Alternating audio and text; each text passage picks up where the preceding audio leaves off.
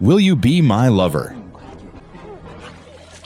In 2025, Ha Jung-woo's self-written, self-directed, self-acted comedy arrives.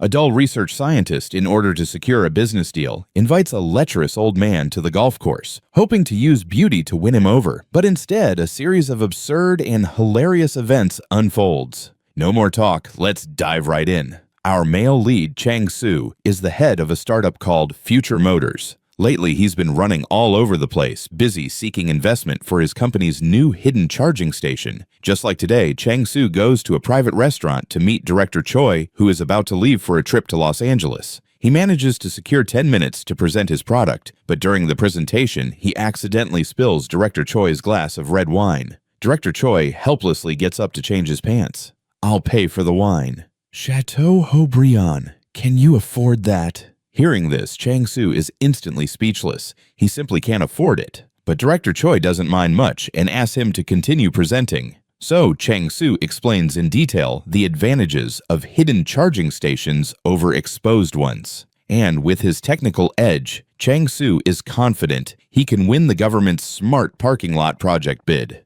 You know director Sun Guang-yu, right? He told you something different. Because this is a key national industry, we must also support the government's decision. Once you secure the bid, we can talk again.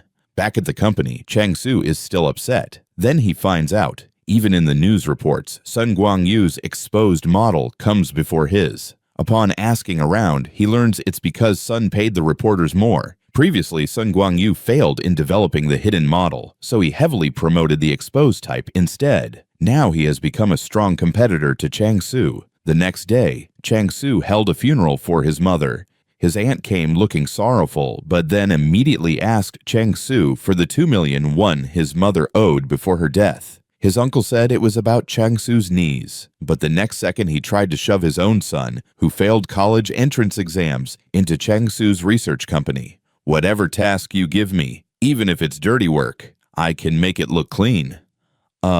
Okay. Chang-soo was so speechless he could barely reply.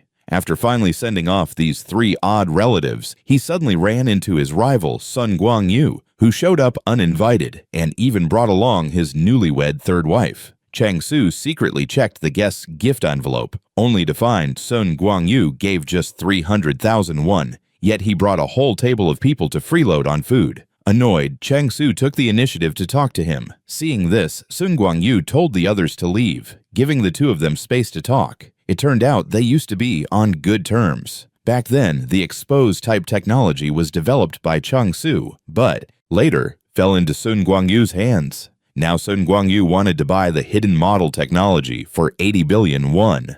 Still, giving only 300,000 won as funeral money is just too much.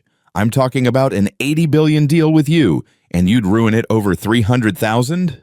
Neither could persuade the other, and they parted on bad terms. Now, Chang-soo faced a serious funding problem, and his loan application still hadn't been approved. With time running out, Chang-soo had no choice but to learn from Sun Guang-yu, competing with underhanded tactics. Upon investigation, they learned the decision-making power for the smart parking project was in the hands of 2 people. First, Minister Cho Hyang-suk. After losing the election, she entered the cabinet, known for her unusual friendliness, but in reality, she wasn't very smart. The second was Director Park Guk-chang, the person in charge, an official with a pure technical background, obsessed with electric car technology. He was rather picky, and he was married to Cho Hyang-suk. But the two had long been separated, recently even filing for divorce. Because Cho Hyang-suk was facing re-election, they barely maintained the marriage. At this time, Sun Guang-yu had already taken action. He arranged a golf game specifically for Cho Hyang-suk, and the golf club owner's wife just so happened to be Cho Hyang-suk's close friend. Meanwhile, Chang-soo also heard news that all of Cho Hyang-suk's deals were made at the golf course, and Park Guk-chang was also a golf enthusiast. It seemed business must be done on the golf course, but Chang-soo had never tried this sport that rich people liked.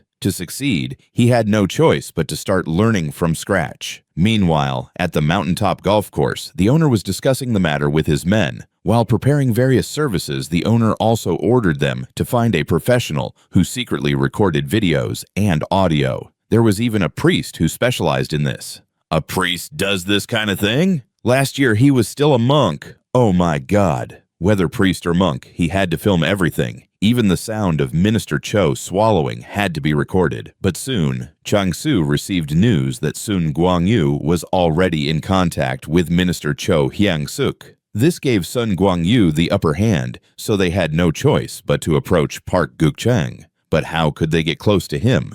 At that moment, the female subordinate reminded Chang-su. Deputy editor Guan Bugo from Wenchang Daily graduated from the same university as Park Guk-chang, and they were from the same hometown, so they could start with Guan Bugo. The two immediately went to see him, but tagging along for the backdoor meeting was none other than Chang-su's cousin, the aunt's son, who also climbed into the car. Chang-su immediately took out a Rolex to show sincerity. If you arrange a golf game with Director Park to secure the deal, I want a 500 million won commission, okay? If the game is arranged smoothly, pay 20 million up front. After the round, another 10 million won. And when the deal is done, pay the balance. How about that? Unexpectedly, the chubby cousin's negotiation skills were far stronger than Chang-su, who only knew research. Next, they needed to find another person to join the golf game with Park Guk-chang. They already had the perfect candidate in mind. That was professional golfer Jin Se-bin. After all, Park Guk-chang was her die-hard fan, and inviting her to accompany him would be the best choice. The scene shifts to Jin Se-bin, whose life was a total mess. Her father controlled every part of her life, taking all the prize money she earned from competitions. He opened a chain of fried chicken shops, but due to poor management, all of them went bankrupt. In other words, Jin Se-bin was now facing financial problems. Not long after, Chang-su and his team went to the gym. Chang-su, not good at negotiating, really didn't know how to start. The female subordinate told him to relax, not to bring up the contract right away. Chat a little first, then move on to the 10-year sponsorship proposal. But when Chang-su faced Jin Se-bin, he got nervous and went straight to the point, stammering about the sponsorship. Jin Se-bin bluntly told him she would not attend that kind of golf game. Chang-su quickly added that he had heard 3 months ago her contract with the previous sponsor had expired, so he hoped she would consider a new partnership. He even pulled out a new contract, but Jin Se-bin, after hearing him, told him to talk to her father instead. But when she left the gym, the three of them were still waiting outside, holding the cake that the chubby cousin had queued a long time to buy. They handed her the contract along with the cake, hoping she and her father would reconsider. Later, with Guan Bugo's introduction, Chang-su finally met Park Guk-chang. He looked for a chance to propose the golf game. At first, Park Guk-chang was unwilling to join. I heard you plan to deliberately void the bid and then sign with Sun Guangyu's uncertified company. Watch your words. Park Guk-chang insisted that wasn't true, and even if it were decided, he would never reveal it. Seeing this, Chang-su quickly changed the topic, bringing the conversation back to the golf game. He emphasized that Jin Se-bin would join too. Park Guk-chang could just see it as a casual game with the pro golfer. Hearing this, Park Guk-chang's face instantly changed. He muttered that Chang-su was lying. How could Jin Se-bin attend such a game? She's not that kind of person. Chang-su immediately brought up the sponsorship and even showed call records with her father. This time, Park Guk-chang had to believe. After a moment's hesitation, he nodded in agreement. Little did he know it was all a bluff. Jin Se-bin hadn't agreed to join at all. After that, Chang-su kept contacting Jin Se-bin, hoping she would then reconsider. Meanwhile, Chang-su also began intensive golf training. He enrolled in professional golf classes, hired a coach for one-on-one lessons, practiced diligently every day, swinging his club whenever he had time. And he crammed golf knowledge like crazy, studying match footage, determined to perform well at the game and win Park Guk-chang's favor. At a strategy meeting, the chubby cousin suggested, in his opinion, the key in hosting golf is sneaking balls. For those guess balls that fly out of bounds or go missing, you could secretly place another to save the game. The method is simple. Walk in the direction the ball flew, take a spare ball from your pocket, and quietly place it on the grass. Hearing this, Chang-su's eyes lit up. He thought it was a clever trick. Time flew quickly. Tomorrow was the big game, but Jin Se-bin still hadn't replied. That night, Chang-su told the chubby cousin not to come along tomorrow. The chubby cousin stayed silent. He seemed to have his own plan in mind. The next moment, Chang-su received a text from Jin Se-bin. She finally agreed to join the golf match. Chang-su was overjoyed. The next day, on the way to the course, he kept reviewing golf terminology. When he arrived at the course, his female subordinate had prepared food and gifts. She even quietly approached the caddy for today and slipped her a thick envelope, asking her to take good care of Chang-su, who was playing his first real game. Meanwhile, Chang-su and Ganbugu met up with Jin Se-bin. But as soon as she went to the restroom, Park Guk-chang arrived at the course. They were surprised to learn he had forgotten his clubs. Chang-su had a quick idea. He offered Park his own set, saying if it felt good to use, he would gift him a whole new set. Park pretended to reluctantly agree. Once Ganbugu led others inside, Chang-su rushed to the shop to rent clubs. Only a women's set was left, but to close the deal, he had no choice but to rent them. After that, he brought Jin Se-bin to meet Park Guk-chang. Park greeted her warmly and shook her hand. After some small talk, he invited her to sit for a meal. Meanwhile, the course owner told his wife, Jin Gong-yu, to accompany Cho Hyang-suk. He instructed her to keep the minister talking non-stop. After all, the more she speaks, the more mistakes. One wrong word might reveal a flaw, giving him the chance to grab hold of something. In addition, he told the female caddy on duty to stir up the atmosphere and coax Cho Hyang-suk into drinking all the wine prepared. Soon, Cho Hyang-suk arrived at the club with Sun Guangyu. The couple eagerly rushed forward to greet her. The next moment, actor Choi Si-won, invited by Sun Guangyu, also appeared. He happened to be Cho Hyang-suk's favorite actor. The moment he showed up, her eyes lit up immediately. She rushed toward him, thrilled, completely unaware that Jin Gong-yu's expression looked very wrong. And Choi Si-won's gaze toward Jin Gong-yu carried a trace of complicated feeling. Still, Sun Guangyu's arrangement greatly pleased Cho Hyang-suk. She happily got on the golf cart, ready to play with the handsome star. Meanwhile, Chang-su and his group also boarded a cart, heading toward the course. But no one knew the priest the owner hired was already in position. They followed secretly in a surveillance van, waiting to record key remarks. Back to Chang-su's side. With a beautiful opening shot from Chen Shibin, the match officially began. Seeing Park Guo-chang delay his shot, Chen thought he was too nervous. So she kindly told him not to be nervous. He could redo the first shot. But Park, eager to impress her, immediately rejected the idea. This time, let's just play strictly by tournament rules, okay? But playing by the rules won't be easy. Of course, we must follow the rules. Then let's compete fairly under the official rules. But with one swing, Park sent the ball flying far off. Chang-su, Ganbugu, and the caddy all tried to cover for him, saying the ball must still be in bounds. But Chen bluntly pointed out his strike point was too thin and his swing speed too slow. The ball was beyond saving. Meanwhile, Chang-su made a solid shot. At the same time, the priest was watching Cho Hyang-suk's group intently. Cho had already arrived at the course with the others. The caddy first explained today's rules. Out of bounds, 2 drinks. Into the water, 1 drink. Into the bunker, 1 drink. On the green, if you need 3 strokes to put into the hole, you can also have a drink. Clearly, the plan was to get Cho drunk, so she might say something she shouldn't. Watching Choi Si-won and Cho chat happily, the boss's wife gloomily picked up a glass and drank. There seemed to be some hidden affection between them. Back to Chang-su's side, he walked ahead with the caddy, searching for Park's ball. Sure enough, the ball had already flown out of bounds.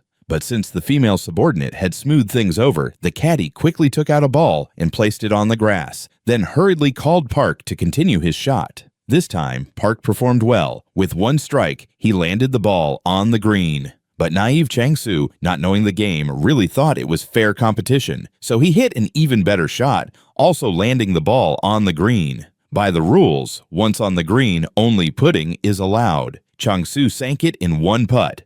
Don't just stand there wandering around. No matter how lucky you are, you can't just sink it. This really put Park on the spot. Then, agitated by his emotions, Park lost his aim. He missed several putts in a row, and since neither Chang-su nor Chen would flatter him, Park stormed off angrily, heading to the next hole. Meanwhile, Cho Hyang-suk teed off first, but her shot went straight out of bounds. She had to drink 2 penalty cups. Then, Jin Gong-yu's swing angle was off. The ball ricocheted off a rock and hit Choi Siwon, which distressed Jin Gong-yu greatly. "Brother Choi Siwon, you broke a rib 3 years ago. It must have been tough for a long time. But do you two know each other?" Jin Gong-yu quickly made up an excuse, saying she only saw it on the news 3 years ago. Luckily, Cho wasn't very sharp, so the lie slipped by. Just then, Sun Guangyu received a call from his men. That's when he learned Chang-su today was also here entertaining Park. Sun Guangyu immediately laughed. He told his men to contact the bank branch manager and make sure to tamper with Chang-su's loan. He added if the manager dares disobey, then they would pull their funds. Meanwhile, Chang-su arrived at a new hole. Park began to reveal his true intent. "If you can't land it on the green in one shot, you'll have to learn tango with me. Once a week, if not twice every 10 days. If Chen really went to see Park privately, who knows what might happen? Clearly nothing good." Chen said nothing aloud. She simply raised her club and swung. The ball landed squarely on the green. Park's plan failed for now. Seeing this, Chang-su felt uneasy. He never wanted to push Chen into danger. While Chang-su stepped away to the restroom to cool down, Sun Guangyu suddenly barged in. He deliberately brought up Chang-su's 5 billion loan. Chang-su instantly grew alert and asked how he knew. Sun sneered coldly, revealing it came from bank insiders. Chang-su immediately called his female subordinate. Only then did he learn the bank had denied repayment extension. This month, the 5 billion loan must be repaid, meaning Chang-su now had no choice but to risk it all. He had to seize this chance with Park, or else the company would have to declare bankruptcy. At that moment, Park made a birdie shot, happily handing a tip to the caddy. Qian Bugu then gave Chang-su a knowing look. While Park was in high spirits, it was the best time to ask. So Chang-su took the chance to speak with Park and asked him to help his company. "No need for any special favors, just a chance to get our product on the market." But Park replied earnestly, "Some things aren't as simple as you think. If you wanted preferential treatment, I could lean in your favor. But if you want fairness, then rules must be set. And in the process, people will call it unfair. So the world will always be unfair to someone." After saying this, Park turned and left. Meanwhile, Sun Guangyu also chatted with Cho Hyang-suk about business. Cho said although exposed type was fine, the hidden type was the future, and the state would surely support it. But Sun assured her, in just 1 month, the hidden technology would be in his hands. Then no obstacles would remain. But the two of them didn't realize 3 people were secretly recording their talk. Then Sun revealed his true intention. He wanted to bribe Cho with a luxury villa in a resort. "If you're interested, Minister, you can live quietly in that villa. Work from home as our company's consultant, really? I'm already drooling at the thought." "Then let Choi Siwon come wipe the drool for you." Every word of this bribe was recorded by the priest. It delighted the golf course boss. As he stared at the course monitors, he suddenly noticed something off with his wife. It turned out Jin Gong-yu and Choi Siwon were once lovers forced apart by circumstances. Now, drunk with alcohol, Jin Gong-yu, she wanted to rekindle her old romance with Choi Siwon. Then the boss saw on the monitors that his wife seemed ready to elope. He furiously drove off to chase them. Back to Chang-su's side, Park made a fool of himself in the sand trap and grew angry. Seeing this, Chang-su quickly consulted with Qian Bugu to use Park's own suggestion of truth or dare to cheer him up. Sure enough, when Chang-su proposed the game, Park's mood immediately improved. Then he set the rules himself. Whoever's ball landed closest to the flag could ask a truth question, and the person asked had to answer honestly. Clearly, Park's target was still Chen Shiban. Then everyone took turns to tee off. Chen's shot landed about the same distance as Park's. Qian quietly reminded Chang-su to hurry over near the flag. That way, even if Park didn't win, he could still pretend Park's ball was closer. Hearing this, Chang-su immediately understood and sprinted toward the flag. He saw that Chen's ball was actually nearer. Now Chang-su faced 2 choices. Let Chen win and Park would be displeased. The deal would surely fail. Or lie to make Park the winner, but that would put Chen at a disadvantage. After long hesitation, Chang-su chose to let Park win. Park was overjoyed. "With my authority, I can make things happen. I can also listen to your troubles. When you face difficulties, I can help resolve them." His words clearly implied he was suggesting to keep Chen Shiban as a mistress. Looking at his greasy, aging face, Chen Shiban could no longer suppress her nausea. She vomited right onto Park's face. Everyone around was stunned. Park thought she just had a bad stomach and told someone to bring medicine for her. But Chen was utterly disgusted. She cursed at Park furiously, telling him to stop pestering her, then stormed off without looking back. Seeing this, Chang-Su hurried to apologize, but also made excuses for Park, saying he just got overexcited meeting her in person. He fully understood Chen's feelings, but he hoped Chen could endure for just 2 more hours. Hearing this, Chen gave Chang-Su a cold look, saying she regretted coming today. She even canceled the contract with his company, then angrily threw her golf bag down the slope. Chang-Su stood frozen, feeling deeply bitter inside. By now, it had started to drizzle, but he still went down in the rain to retrieve the bag, rolling down the slope several times. He suddenly recalled 17 years ago when he and Sun Guangyu had a dispute. His technology hadn't passed safety certification, but Sun insisted on pushing it straight into production. They had a major disagreement, and in the end, Chang-Su had to withdraw. The scene was much like today. Back to the present. The boss tracked them to a cafe, finally catching up with Choi Si-won and Jin Gong-yu. The 2 men immediately got into a fight. The scene turned chaotic. At that moment, Cho Hyang-suk was also in the cafe. She impatiently told them to stop, but now the boss was no longer afraid of her. "I've recorded everything you said today. How dare you use such despicable tricks?" The boss shouted angrily in accusation. "The entire Gangwon area is going to enforce forest protection measures. Then what's going to happen to my business?" Cho Hyang-suk had promised she'd solve it, but it turned out she'd just been deceiving him. As he yelled, the boss nearly got into a fight with Sun Guangyu. Cho Hyang-suk had no choice but to promise she would help resolve the issue for both men. Only then did the 3 sit down to talk. Not long after, Park Guochang arrived at the cafe and unexpectedly saw Sun Guangyu sitting with his wife. He immediately realized his wife wanted to help Sun win the bid. But the next second, Chang-Su, covered in mud, also entered the cafe. Seeing his rival in such a miserable state, Sun Guangyu couldn't help but smirk with pride. He even asked Chang-Su whether he wanted to sell the technology to him now. Hearing this, Park Guochang immediately objected. Out of spite toward Cho Hyang-suk, he suddenly changed his stance, saying he would help Chang-Su win the bid. But after everything that happened today, Chang-Su's mindset had quietly shifted. He finally understood the world would always be unfair to someone, so he decided to give up on the bid. His words left the other 3 shocked, but Chang-Su ignored them and walked straight out of the golf course. After that, Chang-Su brought an apology cake to Chen Shiban, hoping to earn her forgiveness. But he never imagined that the fat boy, forced into the team earlier, would become the biggest game changer of all. The female assistant showed Chang-Su a news article. A citizen had publicly reported Cho Hyang-suk for taking bribes, and that citizen was none other than the fat boy. It turned out he had also hired people to the golf course that day to secretly record the conversation between Cho Hyang-suk and Sun Guangyu. With Cho Hyang-suk's resignation, the government, following a transparent and fair process, decided to adopt Chang-Su's technology plan. And that's where the story ends. Through its depiction of the golf course, the film reveals the complex ties between power and greed. When faced with personal gain, what kind of choice will people make? To stick to their principles or be consumed by desire? Alright, that's it for today's video. Thank you all for watching. Your likes, comments, and subscriptions are the greatest encouragement for us. See you next time.